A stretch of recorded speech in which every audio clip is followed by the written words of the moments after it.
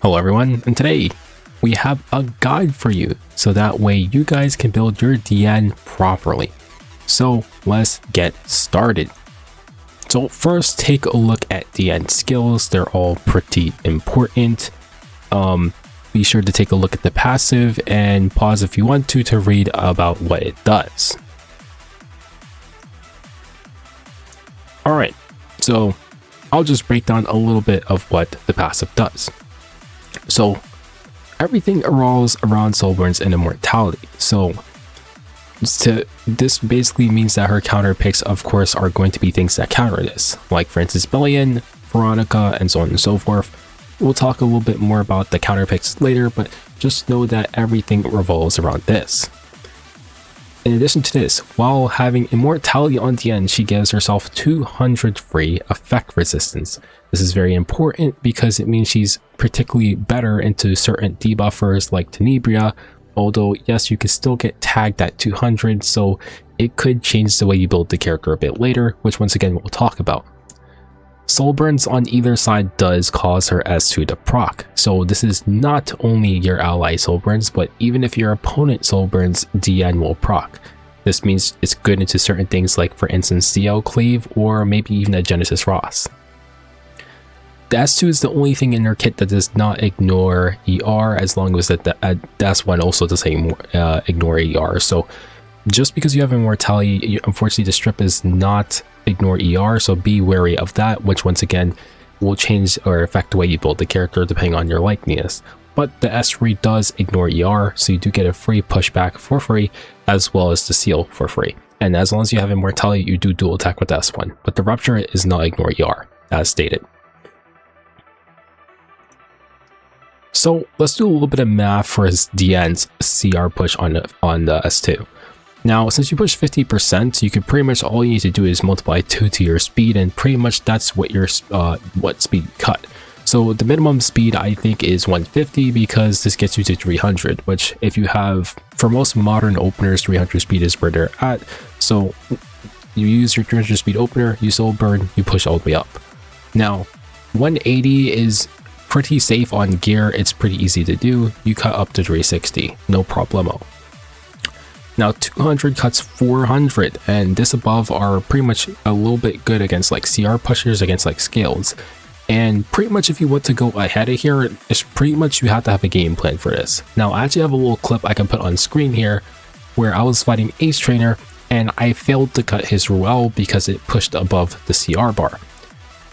If you're trying to manipulate CR or be very tight on tuning on your CR, the faster you are, the better.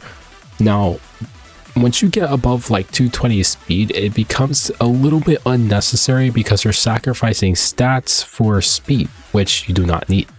So necessarily you do not need to be around this area, but the 200 to 220 speed range is a good spot to be in if you want to ensure that you are bridging up correctly. 180 is not bad. If you're fighting most regular things, 180 speed should be fine, but the bare minimum is your 150 speed. Now a little bit of a continuation, I explain why having a faster speed may be beneficial to you. So for instance, Diene pushes 50%, and since you push 50%, if you're fighting a scale, she's going to push half of that CR, which is 25%. If that scale happens to have Soul Constellation, due to Diene's passive, it's going to also proc Soul Constellation, which means her total CR that Scales pushes is 41%. Now, most Scales are around 270 speed, so this means the total CR push that Scales gets is 380 speed. Now, if you are a 200 speed Diene, if you remember here, you're going to go up to actually around 400 speed. Which means you shall go ahead of the Scales, which means you can push them back by 30% and seal them. Now, if you don't want to cut Scales, maybe you can be a little bit slower, so this you can ensure that you're behind the Scales so they can push up and maybe you go right after, but it may cause some issues if you're fighting some more faster units. Like for instance, just because Scales is at 270, you have to remember there's other units on field. What if there was a Renock, right? So Renock is usually around 300 plus, and if Renock gets pushed from 310, she's definitely going to cut your Diene. So just be wary of this, but once again, you do not need to be giga fast just to play into this. Just have a game plan and plan it out and see what you like and what you dislike. Alright, so let's talk about important stats on Diene. Now, all you really care about on Diene is damage and HP. So because all you care about is damage, crit damage is your best bet, and then of course HP second. And I just put HP there because HP also helps with bulk to prevent you from getting all the way down to 1 HP, which means you don't die, and maybe you can live long enough to proc a second immortality. Now, some optional stats are speed. Now, speed, I say optional only if you are going for the lower speed thing, but you don't need high speed on this character. So you can literally be around this speed threshold. You do not need to be super fast. So getting around like 200 speed, it should be pretty easy for most people. You literally just need to run a speed boot and you'll get there. Effect resistance is an optional stat because, like we talked about earlier, Diene gives herself 200 effect resistance, which is pretty good for most general matchups. On the edge cases, Tenebra usually is around 200 effectiveness, which means being 200 ER is not enough for Diene to not get tagged. So if you want to be completely debuff free or don't want to get tagged at all, running a splash of effect resistance between 30 and 50 means you also have this added onto your ER stat. So instead of having 200 flat, maybe you have 230 flat or 250 flat, which means it's a lot more, you're just not going to get tagged. And like we discussed earlier, Rupture does not have Ignore ER, and S2 Strip does not have Ignore ER. So running a bit of effectiveness in your kit means that you can reliably strip your opponent without needing to rely on an opener to strip for the end, or your S1 can reliably Rupture, which is a good increase in your total damage.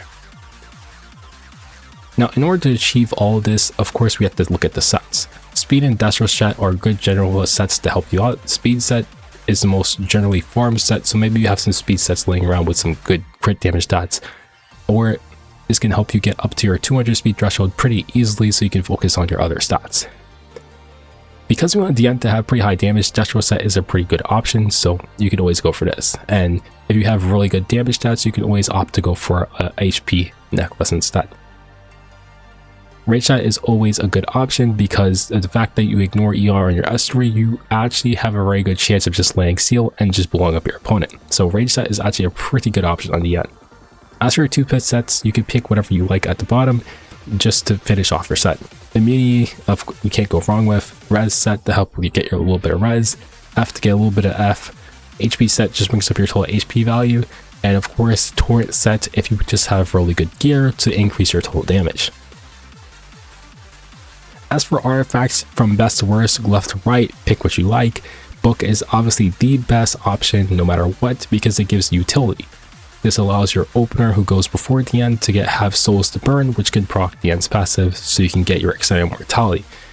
Not to mention, if you are in a tight spot, you can use the book to soul burn Diene herself to proc your passive to keep her alive.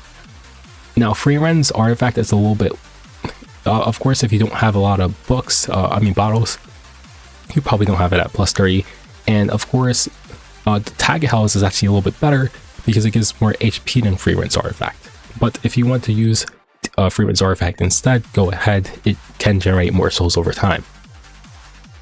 Now, if you choose not to play book, which I really think you should just play book, you can always play some damage amplification artifacts or cooldown reduction artifacts like Time Matter, or you could just play some debuff artifacts if you have some effectiveness in your kit to help cheese your opponent. Now let's go on to the actual builds. So you can go for a speed build here, and as you can see, here's the stat line I provide for you. Now I was playing around with this, and honestly, you can be around like maybe 200, but the tilde here just means be around this stat line. You don't necessarily need to be exactly in this stat range, but just if you see 210, maybe you're 208, that's fine. Maybe you're 205, that's fine. If you're around 220, maybe you're 205, 225, that's fine. Just be around this range. Diene generally wants to be around 21k HP. It might be a little hard for you, so maybe you can sit around 20k HP. That's all fine. But you do not need any crit chance on this character. You really don't need defense, but if you want to use defense, you can. It will just help you stay alive a bit longer, but it's not necessarily needed if you're playing her to an advantage. here's the hybrid build here. So we're going a little bit less on the crit damage here and a little bit less on the speed, so we can bump up our effectiveness. This way we can tag on S2 and tag on S1. And once again, the sets that you can use on the bottom, which work perfectly, are at the bottom. And lastly, we have the high damage build, which is rough. It's going to be playing around that low speed threshold we talked about earlier and just pumping our stats to the max to get as much damage as possible. This build particularly benefits from rage set and torrent set because all you care about is just doing big damage. And last but not least, we have the best combo section. Take a look at your favorite characters and what works good for them. See, Phantom, I notably noticed she's like the best combo no matter what. Putting speed down on your opponent, pushing them back by 20, and then having Diene follow up with another 30% pushback and seal is back-breaking. It's ridiculous. And especially with Zarya's R effect, it makes it even harder to cut because you put Diene in the back row. She doesn't push 50% anymore. She pushes almost up to around like 60 or 70%. It's ridiculous. Bran notably is a lot better with Diene around. He's not easy to use, but he's definitely better than before. Luna allows for extra border to just absolutely send your opponent back. You can probably soul burn Luna, and they have an Acades, they're forced to push buttons. Diene follows up, right? It's pretty nice. Yoha is good with every unit in the game, and once again, for like units like Briarwitch, Hellion Lua, Diene is really good with openers that can soul burn because she just follows up right behind them and pushes them back. So once again, Briarwitch very good, Hellion Lua very good, Ida very good as well. Rwana gives another look, it's nice, right? Scales, you could put Diene in the front and she can hold down as an anchor because she has to return her mortality. And Boss Arunka is just good with every character in the game. ZL is in the little less than top tier because he is only a single target strip. So reminder, if you aren't running something like this effectiveness build here that gives you effectiveness to run the strip on S2, you're going to struggle to strip the rest of the team if they have F-res. So ZL can only strip one target, so it's a little bit harder to use ZL with Diene, but for the most part it is functional, especially if you aren't firing things with high res. Tenebra is just good with every unit in the game, so the same thing with Ruel. And Teo is very interesting because of Diene's pushback, it will proc Teo, so you can get an immediate pushback. SBA is just another book. Ahmed's good. Ahmed's an opener. Conk is an opener. Aki has a free soul burn, which helps if you're fighting against Bellion. Not that it's the best thing to fight Bellion with Diene, but if you are fighting Bellion, then Aki is very good. But let's take a look at the counter section here. As spoken earlier, things that counter her souls or immortality are fairly strong. Now, Veronica in the RTA setting is actually very awkward because if the turn rotation is not good, then Diene will just seal you afterwards and then she's kind of useless. Agate completely turns off Diene's immortality, so for the most part, very good. Luna is obviously strong, seal Diene, she's no longer a problem. Arya puts Souls Tax on Diene. Ross is kind of a counter. He has seal and also can't get debuffed by Diene, so very nice. Setsuka is Setsuka. I don't know why I even put her here, to be honest. Bystander cannot get debuffed. If you're using an opener with Diene, Dilbet can cut your opener and potentially could cause issues for your Diene. Acades has no passive, so she could take all those debuffs, convert them into buffs. Bellion block souls. Tenebra is a high effectiveness debuffer, so it could cause issues for you.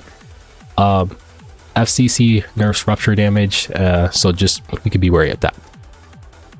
And good against these units down here because once they get sealed, they're kind of done. But she's honestly really good into literally everyone in the game, so I wouldn't really look too hard into it. Now, you can look at a little bit of gameplay before we end the video here. Honestly, Diene is a very, very strong unit. She is kind of near a must pull if you're playing for RTA, but she does function in every other game mode of the game, which is very good, which means you actually getting a good run for your money. And if you use your mystics on the character, at least you are doing pretty good. Honestly, it's really nice just to say that this character is very good, so you can pull and have a really good chance. She's just really just good with all the characters in the game. Like, there's no surprise that when you have a seal in your kit with Ignore ER, you just happen to kind of curb stomp on every other unit in the game.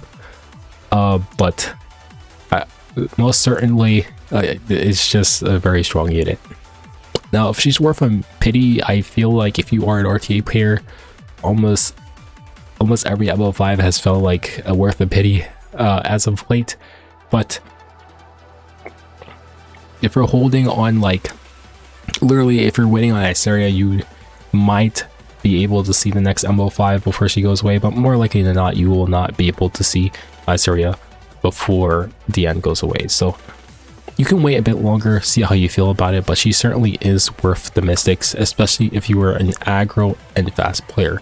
In standard, she's a little bit less useful to you, but she's certainly still strong. Once again, because of the strip, the Ignore ER, the dual attack, she does a lot for you. And especially being a book holder, she just is able to just support your team and with utility and provide some help. So if you enjoyed this video format, please be sure to leave a like. This is a little bit different than usual, but I had to, you know, I felt like this would be a little bit easier. So anyways, I'll see you guys in the next one, and have a good one.